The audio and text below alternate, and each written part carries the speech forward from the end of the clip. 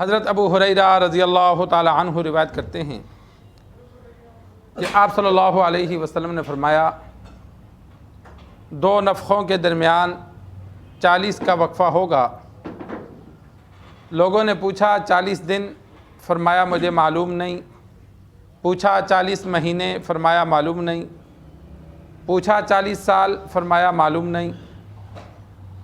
اور پھر حدیث بیان کرتے ہوئے فرمایا کہ آپ صلی اللہ علیہ وسلم نے فرمایا پھر اللہ بارش نازل کرے گا تو انسان زمین سے ایسے نکلیں گے جس طرح سبزہ اگتا ہے۔ اور آپ صلی اللہ علیہ وسلم نے فرمایا کہ انسان کی ریڑھ کی ہڈی کے علاوہ باقی جسم بوسیدہ ہو جاتا ہے، اور قیامت والے دن اسی سے جسم کو دوبارہ مرکب کیا جائے گا، جوڑ دیا جائے گا۔ سرکار دو عالم صلی اللہ علیہ وسلم نے قیامت قائم ہونے اور قیامت کے بعد دوبارہ میدان حشر کے لیے اٹھنے کے لیے جو سور پھونکا جائے گا، تو ان دو سور جو پھونکے جائیں گے، پہلا سور اسرافیل علیہ السلام پھونکیں گے۔ احادیث میں موجود ہے کہ وہ منہ میں رکھ کر کھڑے ہوئے ہیں، اللہ تبارک و تعالیٰ کی جانب متوجہ ہیں۔ جیسے ہی ان کو حکم ہوگا، دائیں جانب جبرائیل علیہ السلام، بائیں جانب میکائیل علیہ السلام اس وقت کھڑے ہوں گے، تو پھر اس میں وہ آواز ماریں گے، پھونکیں گے، تو پوری دنیا میں اس وقت جو مخلوق موجود ہوگی تو وہ اس آواز کے سننے سے ہی بے جان ہو جائے گی۔ یعنی جس جس کام میں مشغول ہوں گے وہ کام وہیں چھوڑ دیں گے، اس آواز کی جانب متوجہ ہو جائیں گے۔ پھر زمین ہلنا شروع ہو جائے گی، دل پھٹ جائیں گے، مردہ ہو جائیں گے، آسمان کے ستارے گریں گے، پہاڑ روئی کی طرح اڑیں گے۔ آج تھوڑا سا زلزلہ آتا ہے تو ہمارا کیا حال ہوتا ہے، تو جب پورے پہاڑ ہی اڑ جائیں گے، آسمان سے ستارے گریں گے تو وہ کیا منظر ہوگا۔ تو قیامت جب قائم ہو جائے گی، تمام مخلوقات فنا ہو جائے گی، تو اس کے بعد 40 سال کا احادیث میں موجود ہے۔ ابو ہریرہ رضی اللہ تعالی عنہ بھول گئے تھے کہ آپ صلی اللہ علیہ وسلم نے کتنا عرصہ کہا، تو اسی وجہ سے پوچھنے والوں کو آگے سے کہا مجھے یاد نہیں ہے کہ 40 دن کہا یا 40 مہینے کہا یا 40 سال۔ اور روایات میں آتا ہے کہ آسمان سے شبنم کی طرح بارش ہوگی، جس طرح شبنم تھوڑی تھوڑی برستی ہے اس طرح بارش ہوگی، تو تمام مخلوقات کے اعضاء ان کی ریڑھ کی ہڈی کے ساتھ آ کر مل جائیں گے۔ آج بزم کہتے ہیں ریڑھ کی ہڈی کا کنارہ جہاں جانور کی دم ہوتی ہے، تو وہ جو جوڑ ہوتا ہے، آپ صلی اللہ علیہ وسلم نے فرمایا کہ انسان کو مٹی جسم اس کا ختم کر دیتی ہے، بوسیدہ کر دیتی ہے، لیکن وہ ایک ہڈی کا ٹکڑا اس کو زمین کچھ نہیں کہتی۔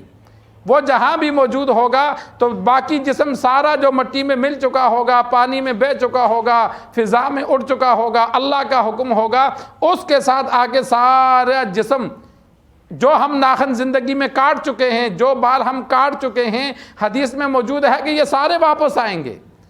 یہ نہیں ہے کہ مرتے وقت جو ہمارا جسم تھا وہ نہیں، بلکہ انسان بغیر ختنہ کے قیامت والے دن اٹھے گا۔ جو ختنے میں جسم کاٹا گیا ہے وہ بھی واپس آئے گا۔ اللہ کی کتنی کمال قدرت ہوگی۔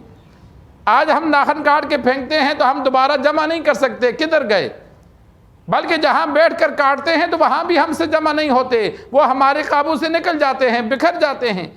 لیکن اللہ تبارک و تعالی کی جانب سے جب حکم ہوگا تو ساری چیزیں آ کر جسم کے ساتھ مل جائیں گی، انسان کی نہیں تمام مخلوقات کی۔ پھر اللہ تبارک و تعالی کی جانب سے اسرافیل علیہ السلام کو حکم ہوگا دوبارہ سور پھونکو۔ جب دوبارہ وہ پھونک ماریں گے تو زمین سے انسان ایسے باہر نکلے گا، فرمایا جس طرح سبزہ زمین سے نکلتا ہے، کہ جس طرح سبزہ آرام سے نکل آتا ہے اسی طرح انسان قبروں سے باہر نکلیں گے۔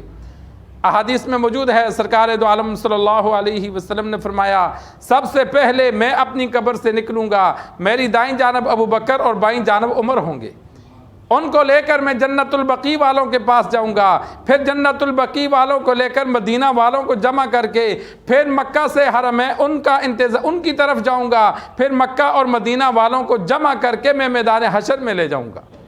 اسی وجہ سے مکہ اور مدینہ میں فوت ہونے پر فضیلت ہے کہ مکہ اور مدینہ میں جو لوگ فوت ہوں گے ان کی سفارش خصوصی سفارش سرکار دو عالم صلی اللہ علیہ وسلم فرمائیں گے۔ تو اس لیے بعض علماء نے لکھا ہے، احادیث میں موجود ہے کہ جو ایمان کی حالت میں مکہ مدینہ میں فوت ہو تو اللہ تبارک و تعالی قبر کے عذاب سے بھی محفوظ فرماتا ہے اور بغیر حساب کے جنت عطا فرمائے گا۔ اسی وجہ سے احادیث میں موجود ہے کہ جو اپنی موت مکہ مدینہ میں کر سکتا ہے، یعنی اللہ نے اتنا پیسہ دیا ہے، دنیا کے کسی بھی کونے میں ہے، تو جب بیماری زیادہ ہو گئی، پتہ چل گیا کہ اب کچھ دنوں کا مہمان ہوں، تو اگر اللہ نے اس کو طاقت دی ہے تو وہ مکہ مدینہ جا کے مرے۔ جس طرح آج کل ہم ہیں گناہ گار، تو اگر وہاں جا کے مر جائیں گے تو وہاں یہ بہت بڑی سعادت ہوگی۔ ایک تو اسی وجہ سے مکہ مدینہ میں فوت ہونے والوں کے جسموں کو بھیجا نہیں جاتا، ان کو وہیں دفنایا جاتا ہے۔ عام جگہ پہ کوئی فوت ہوتا ہے تو جسم پاکستان بھیج دیتے ہیں یا وہ رسا منگوا دیتے ہیں، لیکن حج اور عمرہ کرنے والے یا دیگر وہاں رہنے والے جو مکہ مدینہ خصوصاً وہاں رہتے ہیں، تو وہاں جو فوت ہو جائے تو ان کی بھی کوشش یہی ہوتی ہے کہ یہیں دفنایا جائے، تاکہ جو اللہ نے سعادت دی وہ ان کو نصیب ہو جائے۔ تو یہ سرکار دو عالم صلی اللہ علیہ وسلم نے دو نفخوں کے درمیان 40 سال کا وقفہ ہوگا، پھر قیامت کے لیے مخلوق کو اٹھا دیا جائے گا۔ اللہ سے دعا ہے اللہ ہمیں دین سیکھ کر سمجھ کر آخرت کی تیاری کرنے کی توفیق عطا فرمائے۔